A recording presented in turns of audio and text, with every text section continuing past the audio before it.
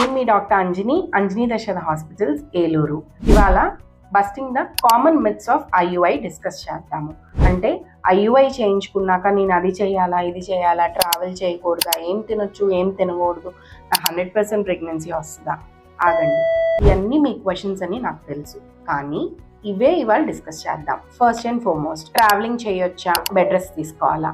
చేయించుకున్న ఒక 48 అవర్స్ వరకు minimal bed rest and travelling avoid చేయడం మంచిది. తర్వాత డైలీ రొటీన్ నార్మల్ యాక్టివిటీస్ చేసుకోవచ్చు, ఉద్యోగానికి కూడా వెళ్ళొచ్చు.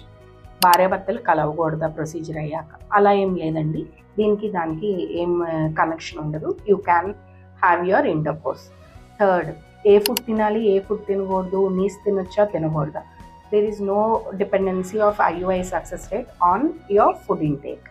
తర్వాత మేము ఐయుఐ చేయించుకున్నాం కాబట్టి 100% ప్రెగ్నెన్సీ ఛాన్స్ ఉంటుందా? అలా ఏం లేదండి. No doctor will assure you. అంటే ఏ డాక్టర్ అయినా సరే 100% ప్రెగ్నెన్సీ రేట్ అనేది ఎవరు చెప్పరండి. 20 to 30% than normal pregnancy rate IUI చేయించుకున్నప్పుడు ఆన్ హయ్యర్ సైడ్ ఉంటుంది. అయితే ఐయుఐ చేయించుకుంటే ఆడపిల్లలే పుడతారా? అలా ఏం లేదండి. మగవాడి నుంచి వచ్చే వీర్య కణాల్లో XY క్రోమోజోమ్ బట్టి మీకు డిసైడ్ అవుతుంది. తర్వాత ఐయుఐ ఇప్పుడు చేయించుకుంటే ప్రెగ్నెన్సీ వచ్చింది, నెక్స్ట్ టైం కూడా ఐయుఐ చేయించుకుంటేనే ప్రెగ్నెన్సీ వస్తుందా? That is totally different. ఈ టైంలో మీ ఫ్యాక్టర్స్ బట్టి మీకు ఐయుఐ అనేది అడ్వైస్ చేశాము, మీకు ప్రెగ్నెన్సీ వచ్చింది.